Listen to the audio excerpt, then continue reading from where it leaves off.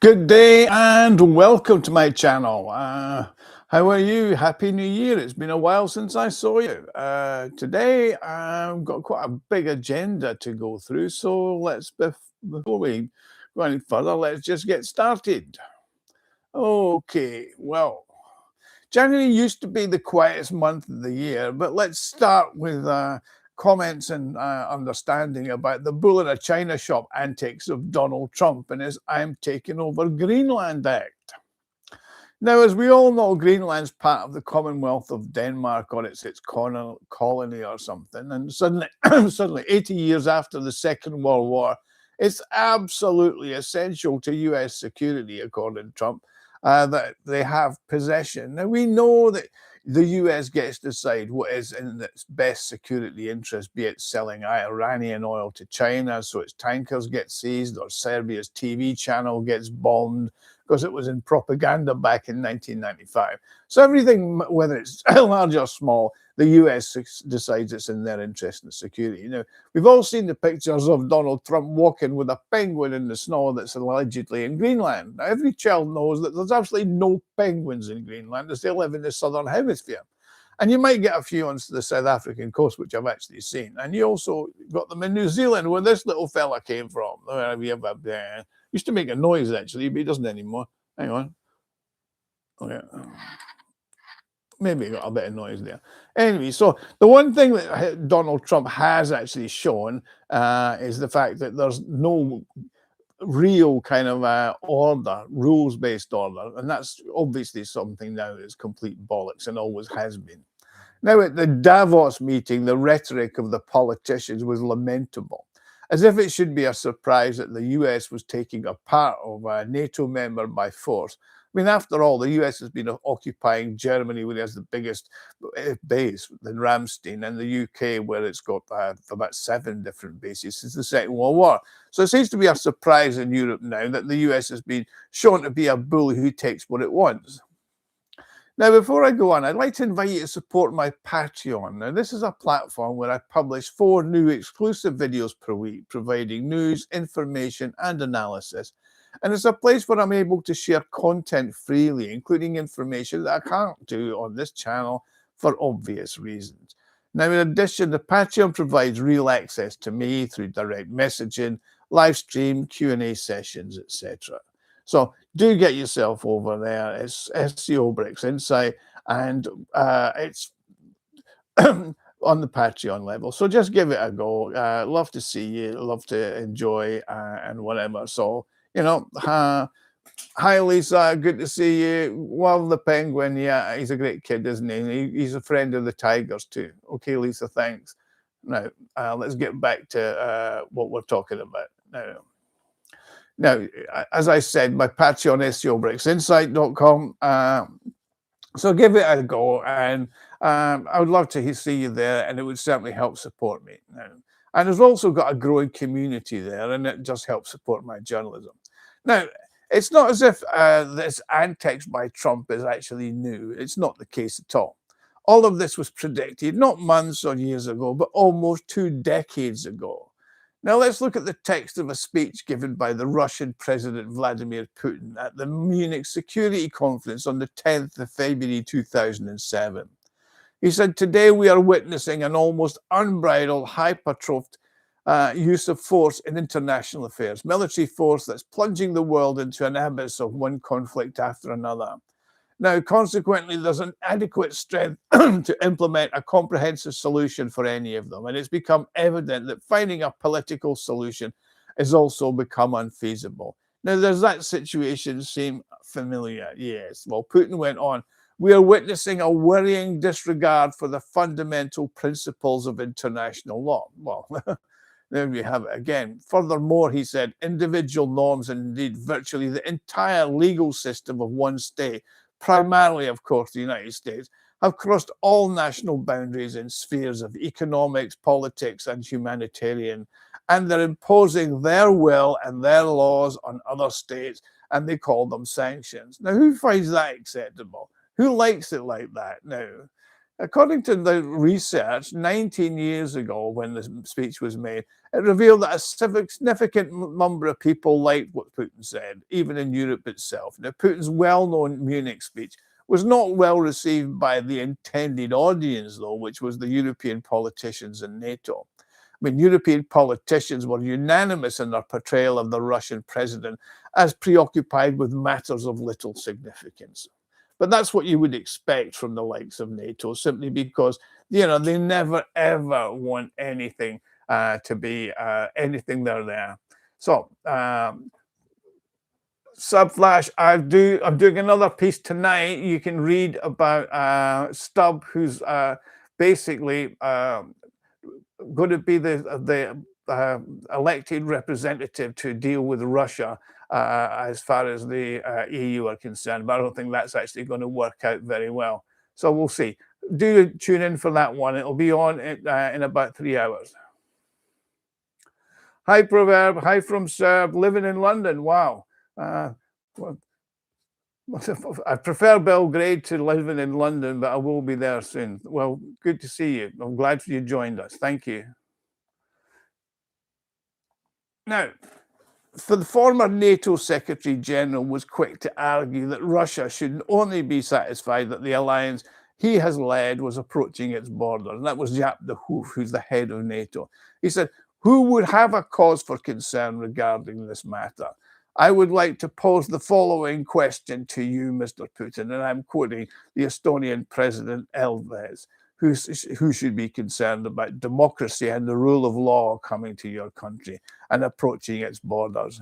Now, it's important to consider who might have a stake in this matter, and I'm not actually in favor of this, and I don't think anyone should be, according to Putin. Now, in this regard, he said, "It is my hope that measures will be implemented to mitigate this disappointment, which I believe is shared by our allies. This approach is characterized by a striking lack of foresight and a notable degree of hypocrisy." Now, at the speech in Munich, Putin outlined the fundamental principles of security. He said the security of each is the security of all. It's clear that the security is a comprehensive and yet indivisible concept. Now, let's quote Franklin Roosevelt, who said in the early days of Second World War, "When peace is being broken in various places, whenever peace is broken, peace everywhere is in danger and under threat." Now, let's look at what's meant by the term unipolar world. Now, regardless of how the term is interpreted, it ultimately refers to a single center of power, strength, and decision-making. It's in a world of one master, one sovereign. And this approach is ultimately detrimental not only to the individuals, but within the system, but also the sovereign itself, as it erodes itself from within. I mean, the collective West chose to disregard Vladimir Putin's warnings 19 years ago. And that's the reason why Europe is now considering itself to be an integral part of the one center, one strength power at the center of decision making. And now, of course, it's not. Now, the 19th century British politician, Lord Acton, is actually best remembered for his phrase, "Power tends to corrupt and absolute power corrupts absolutely." Now, back in 2007, Europe didn't have absolute power. However, it did have the power with a level of authority with the United States. And that caused the political class of the old world to become collectively a blind man. Now, that's all in the past, and the shake-up Donald Trump gave his friends and allies has forced Europe to open its eyes, or perhaps it's more accurate to say, slightly open its eyes. I mean, Putin provided the following analysis of the unipolar world back in Munich. He said, "It should be noted that this issue is not related to democratic principles. As we're all aware, democracy is the rule of the majority while taking into account the interests and opinions of the minority." Incidentally, we in Russia, we're constantly being taught about democracy by the West. However, those who are entrusted with our so-called education in democracy and freedom, for some reasons that are not entirely clear, appear to be reluctant to embrace the new understanding of freedom and democracy themselves. However, there's no such desire in the West. However, from the perspective of Russia's national interest, that is of secondary importance. It's of utmost importance to note that having determined the likelihood of the global cataclysms, Putin is to successfully prepare the nation for all these eventualities. Now, Russia recognized early on that the rules-based world promoted by the West was in fact a world based on the law of the jungle. And as a result, Russia made its necessary adjustments to its development plans and its trajectory for future work. Consequently, while Trump is instigating a policy of tension with Europe, he's also making every effort to reach an agreement with Russia. To summarize, it's advisable to pay heed to the Council, particularly when it originates from Vladimir Putin. So the Europeans have actually finally discovered very late in the day that it's not Russia that's the biggest danger to them, but their overlord who they thought was their friend and partner. So that's the bit that I've decided to cover on that, and I hope you've enjoyed it. And I'm now going to move on to another little bit of something that I think is going to be particularly of interest to you. So stick with me and we'll see how it's going from there, okay? Now, Europe has pretty much cut all their ties. They've stopped trading with Europe, stopped its cheap energy, natural resources. Well, not quite. They're still buying record amounts of fertilizer, LNG, petrol and diesel that's refined from Russian oil. In India, nuclear fuel and, of course, titanium for their Airbus aircraft. And the beast from the east is actually a weather phenomenon and not the Russians invading. Anyway, enough of that. Now let's have a look at some of the other situations that's dividing the US and the EU and not so Great Britain. And that, of course, is the Ukraine. Now, in my opinion, it's important to consider the question of Europe's need for the Ukraine. Now, it's clear that Europeans are transparent in their intentions. However, the NATO Secretary General, the little runt Rutte, has stated that without the flow of military supplies and arms from the United States, they're not going to be able to hold on to the Ukraine. He then outlined a strategy for supporting Ukraine in its efforts to resist Russia. But ultimately, the objective is to integrate Ukraine into Europe, specifically the European Union.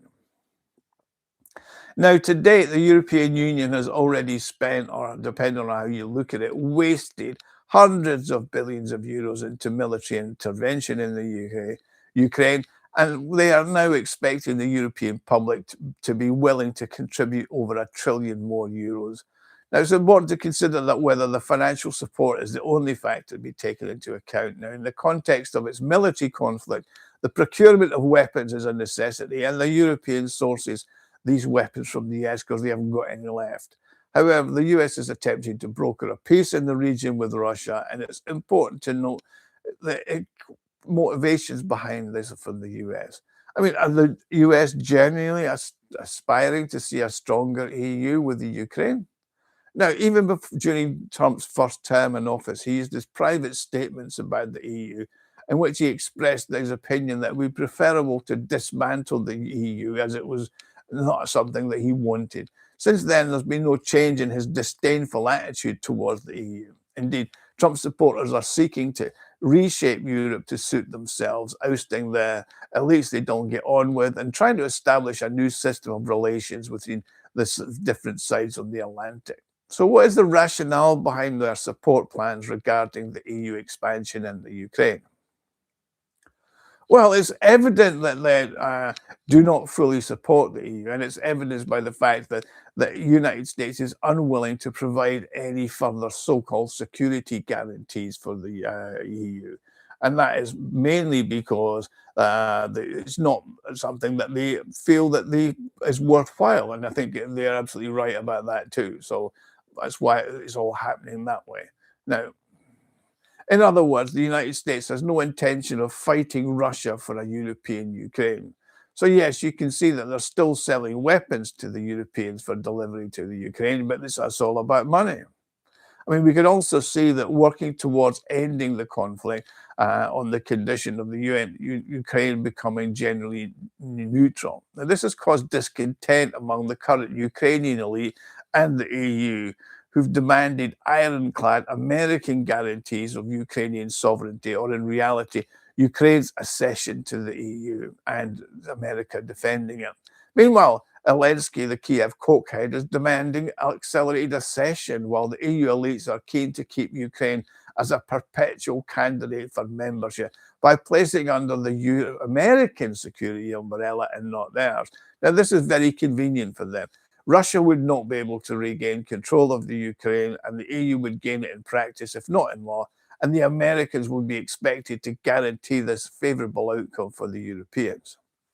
Now, let's ask, is that a feasible option? Of course it's not. Trump is telling the Europeans quite plainly that they need to take care of the Ukraine themselves. Trump has stated that they must provide the financial support and the guarantees and take the protective measures against any so-called Russian threat. I mean, is that not possible? Well, be so kind as to confirm that you're willing to negotiate with the Russians, and then we'll all be able to proceed with the agreement, said Trump. Now, there's one final option available to the Europeans and the Kiev cokehead, and that's to admit the Ukraine into the EU. In other words, it should be formally incorporated into the European system. Consequently, it's reasonable to conclude that Putin would be then reluctant to initiate an attack on the Ukraine. Unfortunately, admitting the Ukraine to the EU is completely impossible at the moment, although it was discussed at the emergency summit in Brussels following Trump's Davos speech, with even Viktor Orban announcing there were plans for Ukraine's accelerated accession to the EU in 2027. I mean, even the American press noted that this was being discussed in the US-Russian negotiations too. However, Brussels has attempted to refute this and has stated that the document being drafted on Ukraine's restoration, which is expected to be part of a peace agreement, does not specify a time frame for the EU accession of the Ukraine. So it's evident that this is not merely speculation. The European leadership is indeed committed to significantly accelerating the accession process, but they know that they need to ensure the time frame between the signing of a peace agreement and the Ukraine's accession to the EU is either minimal, or ideally that the accession date is specified within the actual peace agreement itself. And good luck with that, because that ain't going to happen. Now, previously, only the Kiev cokehead had insisted on that, repeatedly stating that a specific date is needed in our treaty for ending the war. Now, the EU leadership has practically agreed to this, but the European country members themselves continue to resist. I mean, only some small states like Hungary and Slovakia have seriously publicly voiced their objections, but more than a third of the member states are also in staunch opposition. And bear in mind, you need everybody to agree. I mean, Italy, Austria, and North France are willing to support Ukraine's accession due to the economic and geopolitical considerations, as in they're a huge burden. They will literally bankrupt the EU. Now, the proposed course of action would be extremely costly for the EU and could potentially lead to its actual physical breakdown. Furthermore, it would be impossible to restore trade and economic ties in the near future with Ukraine as a member state. I mean, that would mean that the EU would become an openly anti-Russian alliance with an ever-growing military component, and that includes due to the divorce from the Americans. I mean, neither the Italians nor the French have any need for this, and it's evident that the German populace, excluding the Atlanticist elites, is reluctant to jeopardize their most recent accomplishment, namely the establishment of the European integration and formation of what is essentially a German-centric European Union and military alliance. Now, it's highly unlikely that that will survive the crisis that will follow any accession by the So, as they say, bye-bye EU. And now, let's now talk a bit about the weather. I know the British love to talk about the weather, but it's actually quite interesting at the moment, the weather. So no matter where you are, it's certainly going to be an interesting kind of place for whatever. I mean, where I live, which is in Ufa, it's actually a bit parky. I mean, here it's minus 24 Celsius, having been minus 35 over the weekend. That is a bit chilly. However, given I've got a wonderful heating system, and it's only when I venture outside that I feel it. Plus, in Russia, we're used to it, and our systems are built to cope with it, with plenty of gas in storage, and power plants are fully stocked. Now, the situation in Europe and the US is actually very, very different. I mean, the huge snowstorm all across the US and the severe frost in the EU have caused immediate price increases and market tensions. I mean, this is the first time since 2022 that the Americans have experienced such high natural gas prices, and they're not happy about it. Plus, in Europe, they're depleting their gas reserves in the underground storage facilities at an accelerated rate. Plus, the forecasters are predicting that there'll still be freezing temperatures way into February. Now, Europe has unfortunately fallen into the trap by refusing to import Russian gas. And then the EU's reliance on the US is increasing. And of course, then there are the concerns that Washington will lever this to achieve its foreign policy objectives. So let's look at the potential direction of this trend. Now, Politico reports that the EU already gets 27% of its gas from the US. By 2030, this could be increased to 40%, as Russian imports will allegedly be eliminated. I mean, Russian LNG will be prohibited entirely by the end of 2026, and the pipeline imports by Turk Stream by the autumn of 2027. Now, Germany is the most dependent of the countries on overseas supplies. Last year, 92% of the LNG arriving at the two German terminals originated from the US. Now, this could have particular geopolitical implications for the whole of Europe. I mean, Maria Yller-Makovich at the US Institute for Energy Affairs said that Americans, as excessive reliance on American gas runs counter to the EU's policy of enhancing energy security through diversification. Now, according to Politico, some EU diplomats are concerned that the Trump administration may utilize this situation to achieve some of its foreign policy objectives. I mean, according to Igor Yushkov, who's an analyst at the National Energy Security Fund, he said the same. I mean, given American LNG by officials from the Ministry of Energy call it freedom gas, and that's not actually an accurate description. In fact, it's quite the opposite. In light of these developments, it's reasonable to anticipate any number of outcomes from the Trump administration when it comes to risk there. I mean, restricting LNG supplies is naturally challenging given the existence of long-term contracts and the commercial companies trading of gas. However, that said, the American president could potentially impede progress if the Europeans fail to heed his advice and demands. I mean, Yushkov emphasizes there'll be a rise in prices on the European market anyway, and a serious decline in European industrial output, whatever happens. You know, on one hand, the EU maintains a policy of distancing itself from Russian energy resources, and conversely, the reliability of the American supplies is yet to be fully fulfilled.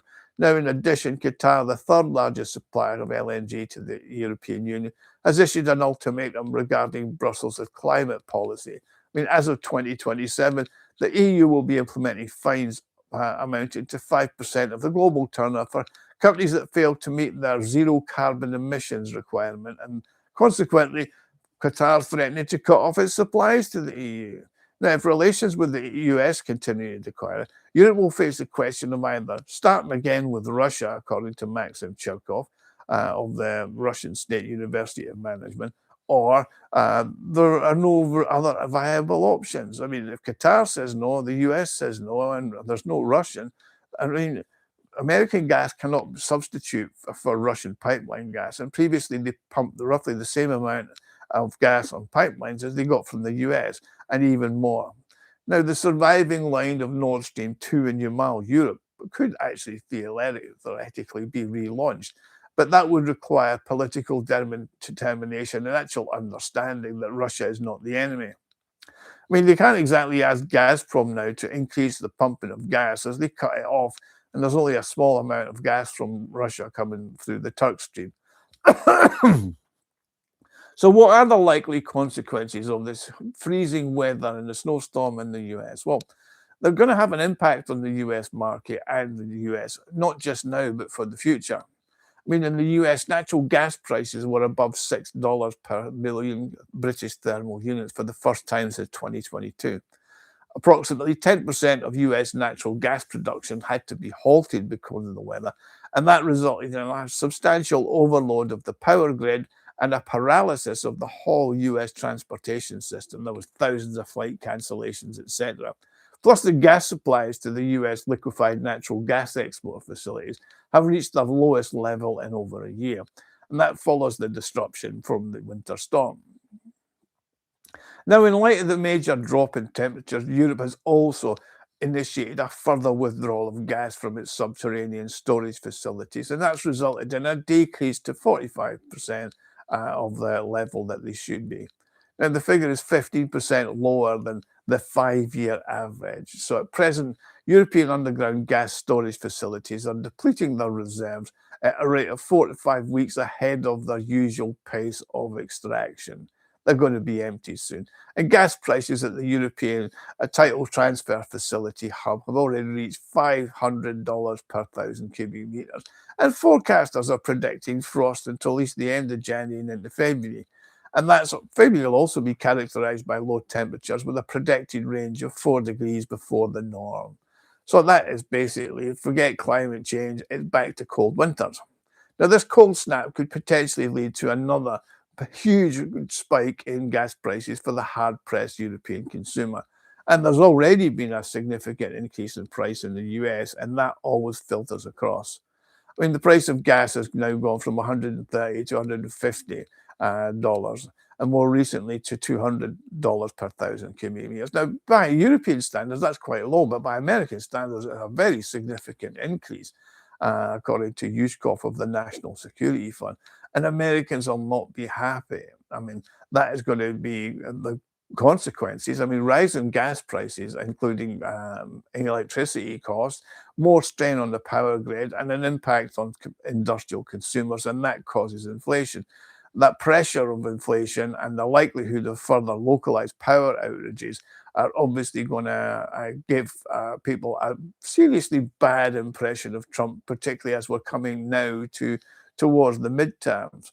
And since Europe cut supplies from Russia, it's now dependent on LNG. And the other major suppliers, Australia and Qatar, are now sending their gas to the Asian markets. So the impact of adverse weather conditions on the US exports is contingent on the duration of these inclement conditions. Now, the market is currently skeptical of the prolonged snowstorm, but the impact of the US LNG exports will largely on the duration of the severe weather, but how quickly the plants can get back up to their normal capacity. I mean, the last time there was a severe winter in the US was February 2021, and that reduced LNG exports by 30% in February, and that caused spikes. Now, obviously, they can get back again reasonably quickly, but that doesn't mean that the gas is actually going to go to the EU.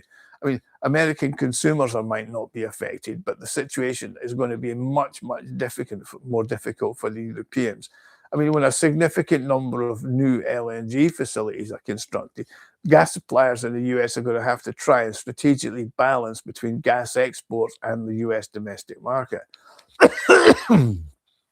Now, even in the absence of domestic snowstorms, prices are going to remain high simply because of Europe's need for gas.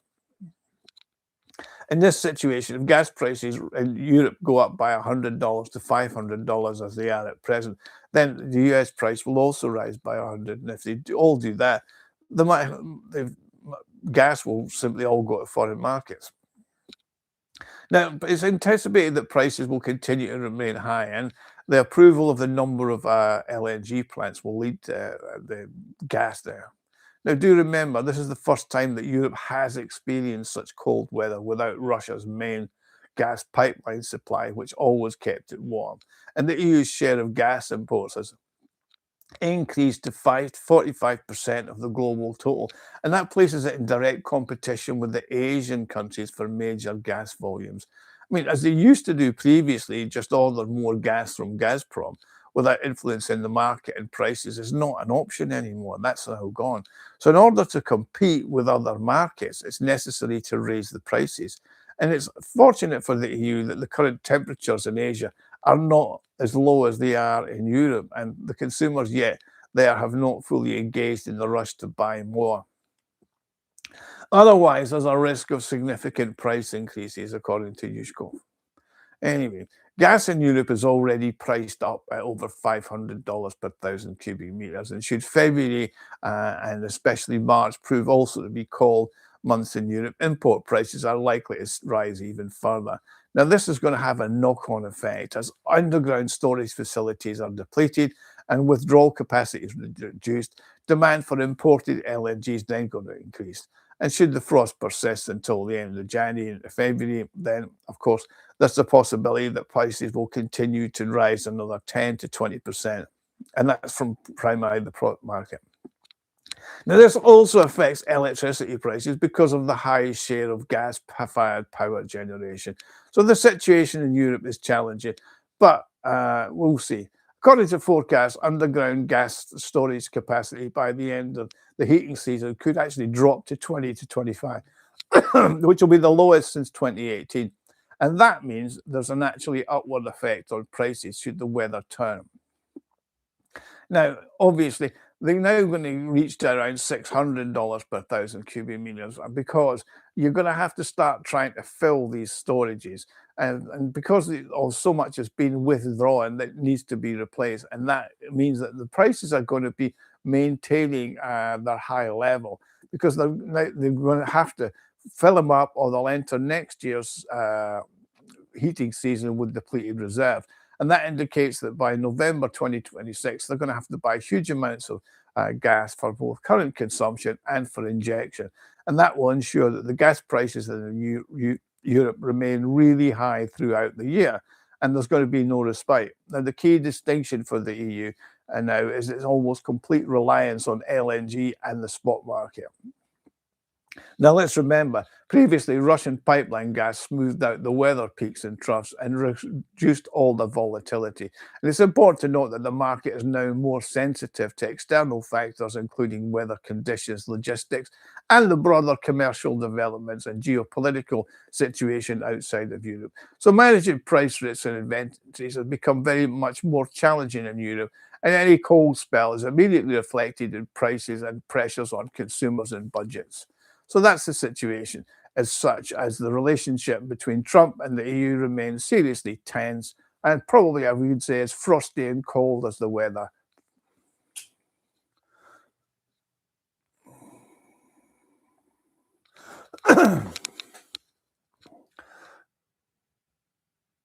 Inside Russia business.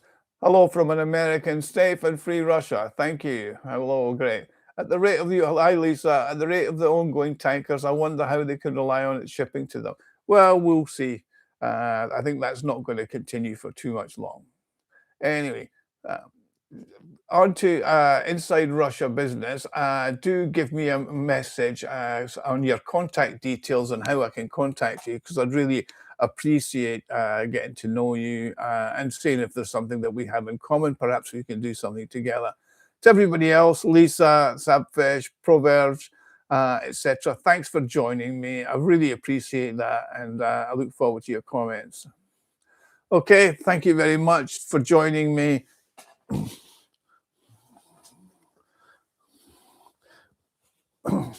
Brick says hi. Goodbye. Clap, clap, clap. Great to see you all. And by the way, my wife's a teacher, which is why I have so many of these toys. Her kids love them. All right. Okay. Take care. Thank you. Goodbye.